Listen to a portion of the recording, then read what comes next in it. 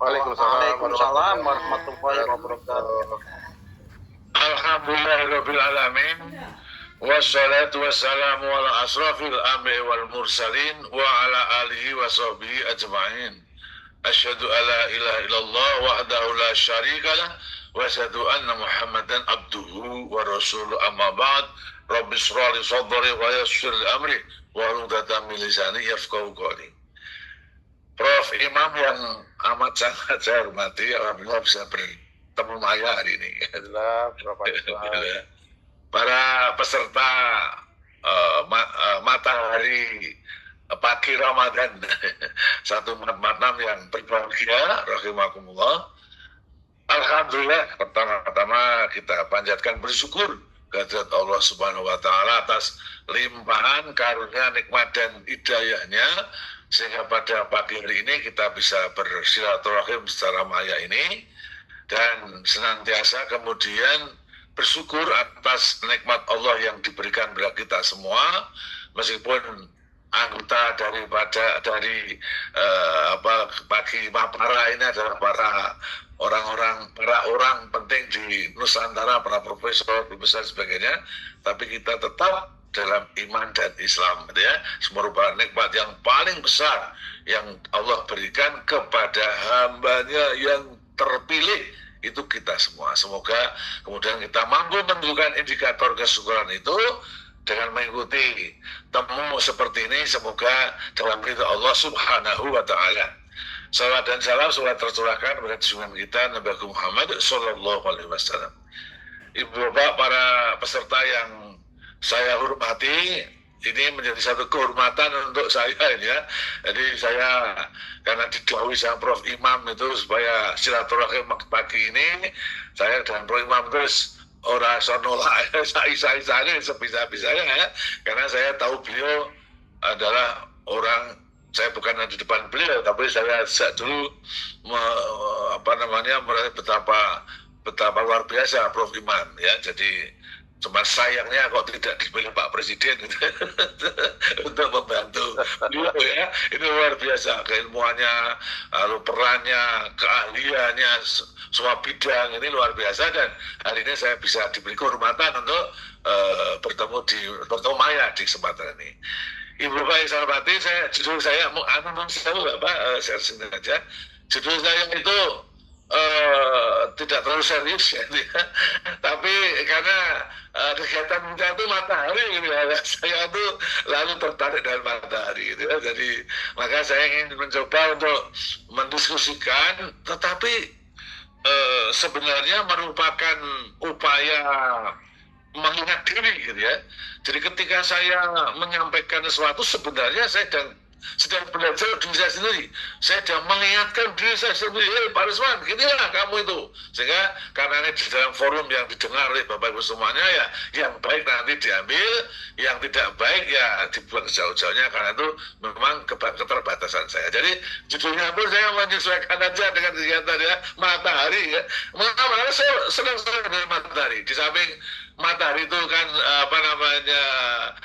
lambang matahari gitu, surya ya. Surya itu, kata surya itu kan banyak dipakai di kegiatan Perserikatan Muhammadiyah. Lambangnya pun itu juga surya, lagunya pun sang surya. Sehingga kemudian saya tertarik bagaimana ini saya coba ingin memaknai ya, dalam kajian materi, karena saya orang materi, tapi juga dalam maknawi ya, dalam kehidupan kita, karena hidup itu sebuah perjalanan ya. Karena matahari itu kemudian ada pemikiran terkait dengan rotasi dalam sistem planet kita, maka orang menentukan apa itu namanya waktu gitu ya. Jadi makanya ini komposisinya seperti ini ya. Intinya ini nggak usah dibaca secara ini ya, tapi intinya bahwa matahari itu energinya sangat tinggi, dan di situ terjadi karena apa? Karena reaksi inti antara hidrogen membentuk helium itu luar biasa. Jadi matahari terdiri 74% helium, yang kemudian karena hasil reaksi inti dari hidrogen yang ada di matahari ya. Ini nggak usah hanya cerita aja ini nanti ya. Lalu matahari dalam tata surya kita, lalu inilah yang kemudian ya, ini saya tunjukkan aja sekedar untuk saja awal isian saya ini. Tetapi saya ingin mengatakan bahwa ketika matahari itu ada dalam seluruh tata surya kita, galaksi kita yang sebenarnya Bima Sakti, maka ada rotasi di sana, ada perputaran, ada revolusi, ada rotasi dalam bulan itu. Nah, gerakan itulah butuh waktu. Maka dalam fisika ini orang bicara tentang ruang dan waktu, gitu ya. Di ruang dan waktu itu menjadi penting. Dalam kehidupan kita ruang dan waktu itu menjadi penting karena kita ada di dalam ruang dan waktu itu ya. Nah ini renungan kita bahwa kita harus selalu memperhatikan ruang dan waktu dalam kehidupan kita itu. Nah, ini yang menurut saya untuk perlu direnungkan bersama. Nah ini tadi ya gerakan itu ya, jadi matahari sebagai pusat peredaran dalam tata surya kita. Nah bumi kita dari sini ya, ini bumi kita ini. Nah, bumi kita ini ya ini nih. Nah, bumi kita itu mengalami rotasi ya, dia rotasi pada dia sendiri ya, dan revolusi dia mengitari matahari ya. Nah, itulah yang kemudian definisi waktu tadi diupayakan ada standar tentang waktu, dan waktu itu menjadi upaya para ahli untuk menentukan apa itu 1 detik. Nah, itu kita lakukan. Nah, ada perhitungan-perhitungan yang bisa dilakukan. Nah, ini penting sekali. Ini penting sekali. Ini saya sering sekali dengan graf ini. Jadi ini adalah spektral radiance matahari, ya, fungsi panjang gelombang. Ya. Jadi karena ada reaksi inti hidrogen dan membentuk helium tadi, maka menimbulkan energi panas, ya, panas di dalam matahari itu sehingga harus sangat tinggi energinya itu, sehingga sampai pancarnya radiasinya itu sampai ke bumi. Nah ini hasilnya nih, ini hasilnya.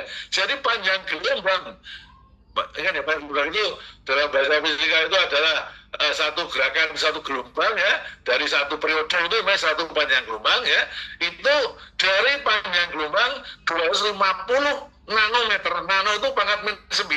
Jadi kalau dalam fisika itu ada, kalau makin bawah itu kan ada, kalau 1 meter 10 mega namanya milimeter ya, lalu mikrometer, nanometer -9 ya, -9. Jadi panjang gelombang sinar matahari kita itu antara 250 sampai 2500 ya, mungkin naik dikit juga ada 3000-an. Ini adalah rentang panjang gelombang radiasi sinar matahari kita. Nah, next ini ya, next. Nah, ini menentukan teknologi apa ya yang bisa dipakai untuk mengolah, menjadikan energi ini menjadi yang bermanfaat. Karena saya kira, saya sering mendengar program itu, energi itu banyak sekali. Tapi persoalannya kan bagaimana mengubah energi yang macam-macam itu menjadi energi listrik. Ya, ini yang sekarang menjadi problem kita ya, listrik. Nah ini luar biasa banyaknya teknologi yang sesuai dari panjang gelombang antara 2500 sampai 250 sampai 2500 tadi. Inilah teknologinya ada yang ya saya hanya yang paling ujung itu ya, yang saya kaji bertahun-tahun ya, solar cell itu ya. Sel surya itu mengapa? Karena solar cell itu adalah mampu mengubah ya energi matahari tadi ya, panjang gelombangnya tadi itu menjadi energi listrik secara langsung ya, secara langsung, tidak melewati apa yang selalu di riset oleh Prof. terkait dengan hukum-hukum Faraday ya, bagaimana gerak menjadi listrik. Nah, ini kalau sel surya itu seperti itu. Jadi dari sinar matahari masuk ke sel surya ya, solar cell itu langsung menjadi energi listrik. Nah, ini yang terus kami kaji, tapi ya keterbatasan alat riset ya tentu saya belum bisa menghasilkan ya sel surya itu. Next. Nah, ini maknanya sekarang itu yang penting ya. Jadi kemudian Bapak Ibu, ini intinya apa kita ini ya, matahari tadi sebagai sumber kehidupan kita ya, itu memiliki peran sumber energi kehidupan di bumi ya. Jadi tanpa matahari ya, tentu bumi kita nggak mengalami seperti ini ya.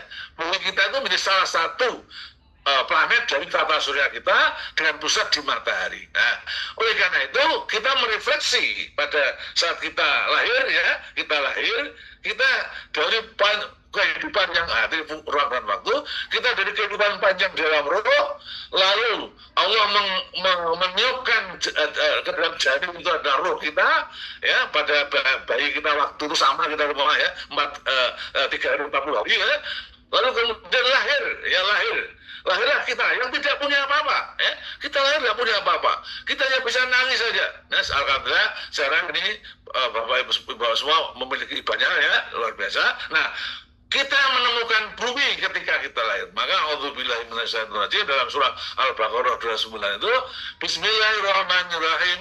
Walladzi khalaqu lakum ma fil ardi jami'an tsumma istawa ila samai fasawwahunna sab'a samawat wa huwa bikulli syai'in 'alim.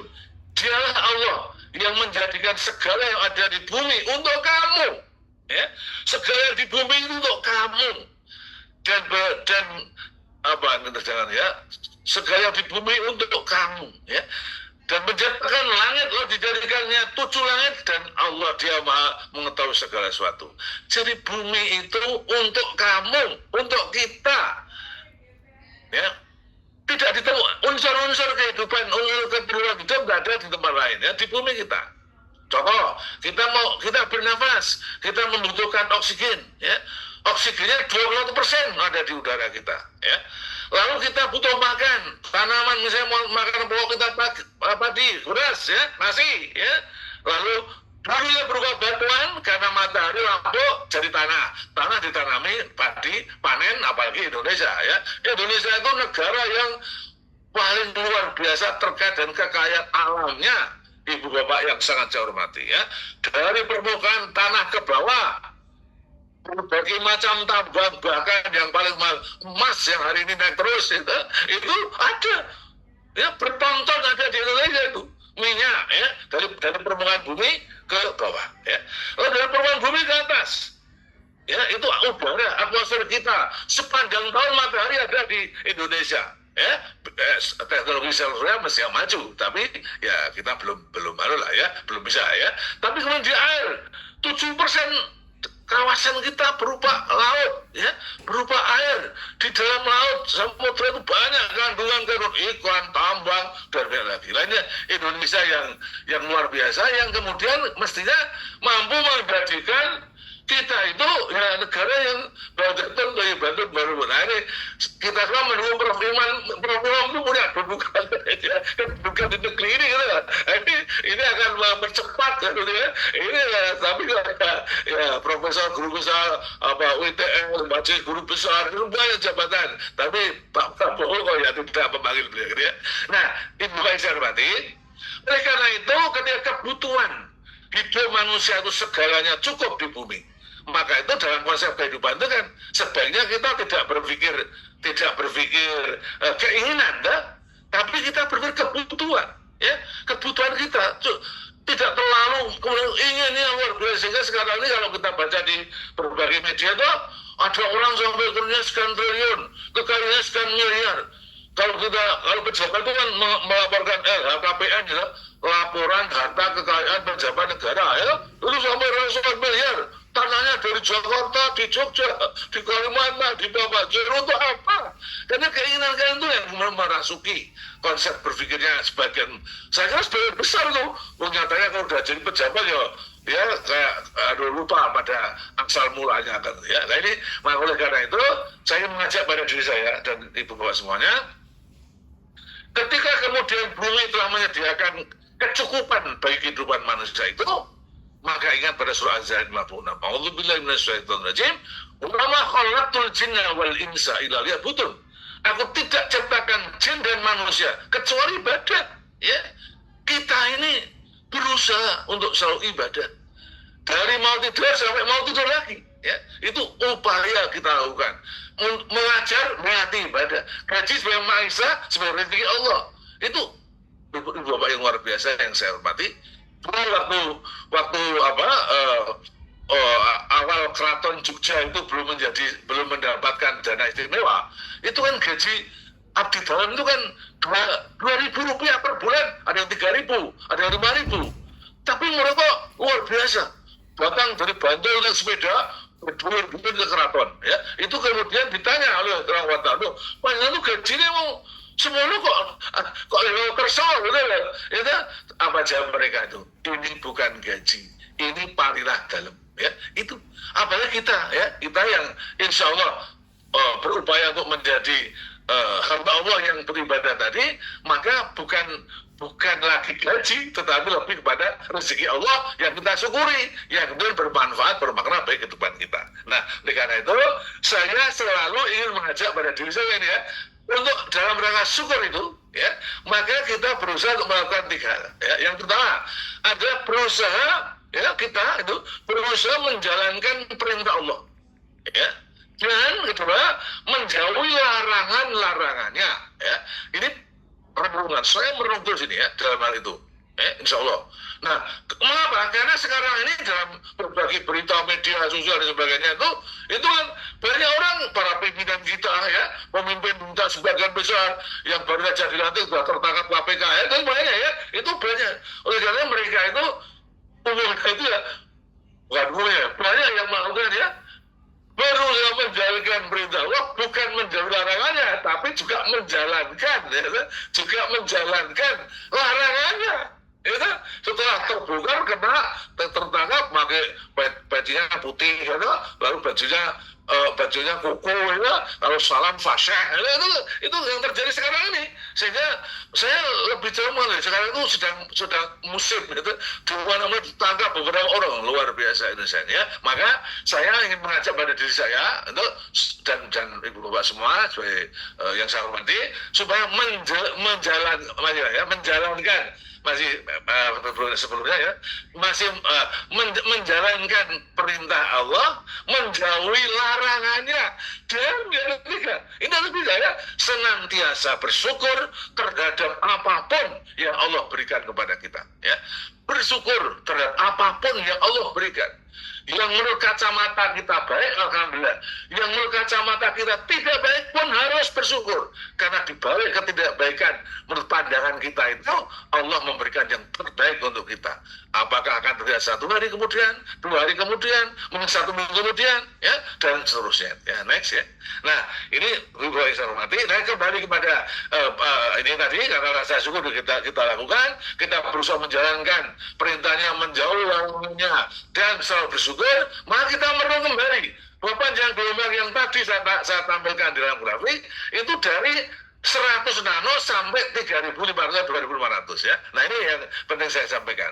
Nah, sinar matahari itu namanya gelombang elektromagnetik. Ya, gelombang elektromagnetik. Nah, dari panjang gelombang 100 nano sampai dengan 400 nano itu namanya sinar UV, ultraviolet. Itu berbahaya bagi kita. Karena itu kalau energinya termasuk tinggi, ketika terkena paparan kita bisa menimbulkan kanker kulit, ya, dan lain sebagainya penyakit. Nah, oleh karena itu luar biasa, Allah menutupi atmosfer kita dengan ozon. Ozon itu O3. Kalau O2 namanya oksigen, ya. Kalau ozon itu O3. Kalau ozon ada di biosfer, ya, di bumi kita, di permukaan bumi dalam kehidupan kita, ya, ozon itu menjadi polutan, ya. Kalau ozon itu ada di biosfer dalam konsentrasi tinggi menjadi polutan. Tapi Allah menciptakan ozon di stratosfer yang tingginya 15 sampai 35 km untuk menghalangi UV supaya tidak sampai di bumi. Luar biasa, bukan ya? Luar biasa.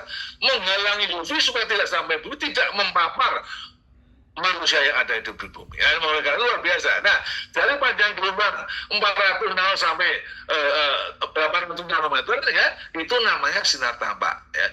Sinar tampak. Semua panjang gelombang bagi UV itu terdiri dari catuan-catuan energi yang disebut foton, FOTON, ya, FOTON. Ya. Nah, foton sinar tampak yang panjang gelombangnya antara 400 sampai 800 itu baik dari sinar matahari kalau siang hari, di lampu kita kalau kita menggunakan listrik, semuanya sinar tampak yang terdiri dari foton-foton itu, ya. Sekarang kita renungkan ibu bapak semuanya, ya. Jadi kalau foton yang panjang gelombangnya 400 nano sampai 800 nano itu ada dalam suatu ruangan, ya, maka ruangan itu menjadi terang, ya, ruangan itu menjadi terang.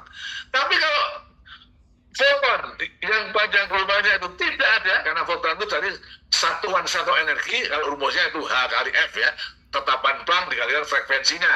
Frekuensi itu banyak getaran tiap detik, ya, itu frekuensi. Nah, kalau itu ada dalam foton itu ada dalam ruang, maka ruang itu terang. Ya. Kalau foton sinar tampak itu ada dalam ruang, maka ruang itu terang. Gitu.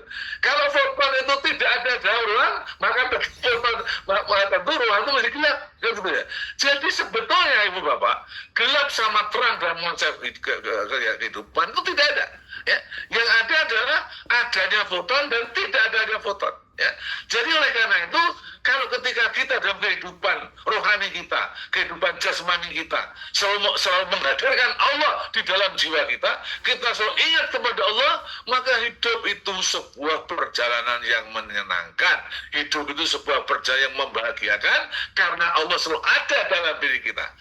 Sebagaimana terang benderangnya ruangan, karena foton ada dalam ruangan itu. Ini yang mau saya tekankan di dalam konteks matahari kita mengandung panjang gelombang antara 400 sampai 800 nano, itu kemudian kita bisa melihat indahnya alam semesta ini ya. Itu ya. Kemudian karena itulah kemudian kita harus membangun sebuah kekuatan jamaah. Nah, Mapara menjadi wahana untuk saling bertemu, ya, saling memaksiatkan dan saling berupaya membangun sebuah kekuatan. Ketika konsep diri mengenai apa yang sudah saya sampaikan tadi menjadi konsep diri kita, ya, pada individual kita mampu menghadirkan, lalu kemudian tidak cukup karena tidak berbanding dengan sebagai makhluk sosial. Kita membangun sebuah jamaah. Nah, oleh karena itu dalam konsep Temu Maya ini, Mapara ini, jamaahnya kita membangun sebuah jamaah yang kuat ya, karena itu ada interaksi, ada energi ya. Nah, ini harapan kita semua bahwa di situ dilandasi oleh dalam surah Al-Asr dan Al-Balad itu ya, A'udzubillahi minasyaitonir rajim. Wal asri inna insana illal ladzina amanu wa amilus solihati wa tawassaw bil haq, itu ya, saling memaksiatkan kepada barang yang benar, wa tawassaw bis sabr, dalam kesabaran, dan al-baladnya wa tawassaw bil marhamah, dengan kasih sayang. Nah, kita mencoba menghadirkan tiga hal tadi, saling mewasiatkan dalam kebenaran, saling mewasiatkan dalam kesabaran, dan juga saling kasih sayang, membangun sebuah kekuatan jamaah. Semoga dengan kekuatan Mapara ini yang mengalami berbagai jamaah yang ada, ya mudah-mudahan orang-orang baik, orang-orang berprestasi, orang-orang hebat itu menjadi pimpinan-pimpinan dalam sebuah institusi formal negara. Ya. Kalau kita nggak bisa, ya. Kalau kita institusinya di luar ya, nanti kalau berbeda dianggap kritis dan sebagainya. Ya, semoga itu ya. Next. Nah, kemudian Bapak Ibu, materi kita oleh pusat rotasi itu yang kemudian muncullah perhitungan waktu tadi sudah kita sampaikan, dan waktu Ramadan yang digagas Prof. Imam Mapara itu istimewa. Ya, coba bayangkan gitu ya, luar biasa. Ini ide yang unik gitu kan. Itu unik sekali. Kenapa? Karena di bulan Ramadan ini gitu, kita bisa melakukan 4 rukun Islam di antara 5, kan gitu. Jadi hanya satu yang nggak bisa, yaitu haji, gitu. Karena haji dilakukan pada bulan Dzulhijjah, kan gitu. Jadi luar biasa. Ya, oleh karena itu konsep membangun jamaah ini penting ya. Makanya insya Allah ya kita terus dorong supaya tiap Ramadan mengingatkan supaya kita saling berinteraksi. Ya. Maka kita mampu melakukan 4 rukun Islam loh. Syahadat, tabalik, tabarukallah, ya. Salat, ya, bahkan dengan surah-surahnya, ya kita lakukan. Lalu Abu Rizal ya, sebulan penuh kita berpuasa, ya, yang kita lakukan dengan ikhlas, dengan lapar, harus tidak ada masalah. Hanya lapar, harus ada masalah fisik, hanya masalah dunia itu kecil. Ya kan? Lalu akhirat itu ya. Kalau akhirat itu jauh lebih mulia dari dunia. Dunia itu tidak ada apa-apanya, kecil. Ya. Akhiratlah yang lebih mulia, sehingga karya-karya besar dunia harus selalu mengacu kepada tujuan akhir, yaitu akhirat ya. Itu maka yang keempat kan zakat ya. Zakat kita lakukan semua ya. Zakat itu bisa zakat mal ya. Zakat mal, maka alhamdulillah saya itu Prof. Saya itu menjadi, saya juga saya itu tahunya ya pendidikan ya. Saya mengajar di UID gitu kan. Tapi kali ini periode ini saya menjadi wakil ketua PPM yang membidangi lazis ya. Lazis, alhamdulillah saya bisa tahu luar biasa Prof. Itu Jadi saya kemarin menemukan fenomena yang menarik dan itu terkait pada kaum disabilitas. Luar biasa, ini nanti mudah-mudahan lewat lagi ya kita bisa membangun negeri kita ini ya. Empat ya, zakat ada, infak, sedekah kita lakukan seberapapun besarnya. Jangan sampai kita dapat infak, dapat sedekah ya. Lalu zakat fitrah ya, yang ini sebentar lagi akan kita lakukan ya, zakat fitri ya, ini kita lakukan dengan baik sehingga penyempurnaan pada bulan suci Ramadan ini dengan segala upaya empat rukun Islam yang kita lakukan di dalam bulan suci Ramadan ini, itulah yang kemudian kita akan mencapai lalakum tatakun, yang kemudian man shoma ramadhana imanan wa ihtisaban ghufira lahu ma taqaddama min dhanbi. Barang siapa yang menjalankan puasa di bulan Ramadan dengan ikhlas dan hanya mengharapkan Allah, maka nanti hasilnya seperti bayi yang telah diampuni dosa-dosa yang lalu. Semoga semua hadirin, semua peserta tamu maya ini kita bisa masuk ke dalam kategori itu, karena memang kita ikhlas dengan pagi-pagi kita berkumpul dengan upaya untuk memberikan memikirkan konsep diri terhadap kehidupan kita. Maka kita jadikan bulan suci ini membangun jati diri paripurna sebagai hamba Allah, dengan sesuai dengan makom kita masing-masing. Itu tapi sepadan semuanya. Saya yakini ketika kita melakukan seperti ini, interaksi itu energi ya, energi itu ada energi kinetik rohani yang lalu menaikkan tingkat ketakwaan keimanan kita ya, maka itu insya Allah kita semua akan mampu untuk menjadi orang-orang terpilih, orang-orang yang sukses, karena memang itulah kita itu ya, sampai pada satu akhir dari apa yang saya sampaikan. Saya ingat pada surah Al-Imran ayat 139 ya, ini menjadi renungan kita ya, terus yaitu a'udzubillahi minasyaitonir rajim wa la tahinu wa la tahzanu wa antum la'auna in kuntum mu'minin ya.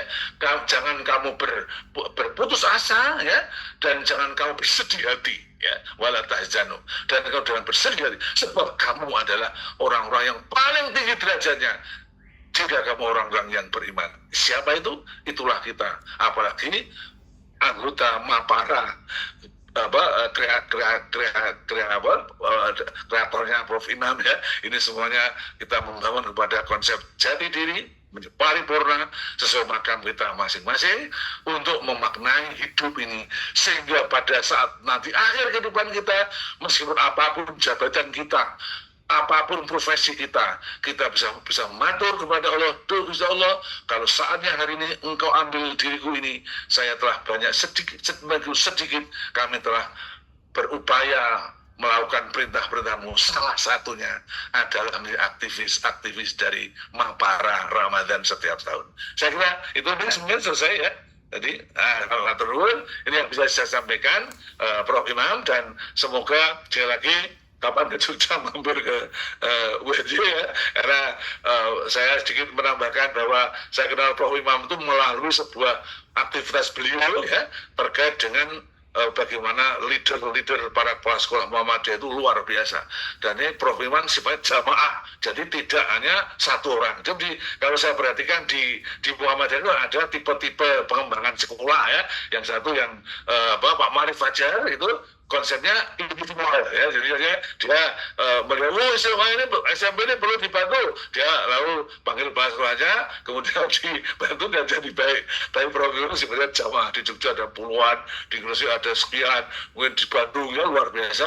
Dan ini tentu andikan ya, bukan andikan ya, semoga suatu saat nanti pikiran-pikiran itu bisa masuk ke dalam ranah kebijakan negara. Nah, ini Indonesia akan menuju kepada baldatun thayyibatun wa rabbun ghafur. Saya kira itu yang bisa saya sampaikan, Ibu Bapak semua. Akhirul kalam, wassalamualaikum warahmatullahi wabarakatuh. Waalaikumsalam.